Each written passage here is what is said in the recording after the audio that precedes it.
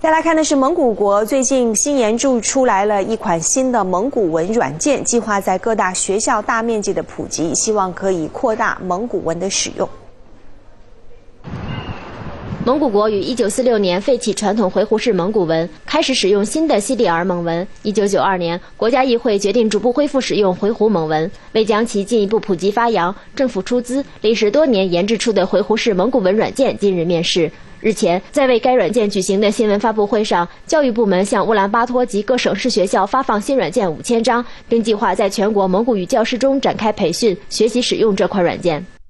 Програм хангамж өгснөөрөө бол сургуулиуд зөвхөн одоо гараар бичээд явах компьютерээр бичих хэвлэх болцоо бүрдэж байна л гэж байна.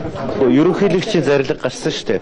Тэгээд одоо энэ оноос эхлээд бид нар гэрчлэгээнүүдийг бол кирилл үсгээс гадна хуучин үсгтэйгээр бас давхар Монгол бичгээр давхар бичиж олгож эхэллээ. 蒙古国政府于2008年出台加强使用回鹘式蒙古文的政策。2010年，总统额勒贝格道尔吉指出，政府成员在与国际机构和外国同级别官员进行交流时，公文和信函必须使用回鹘式蒙古文。凤凰卫视图图、来灵燕综合报道。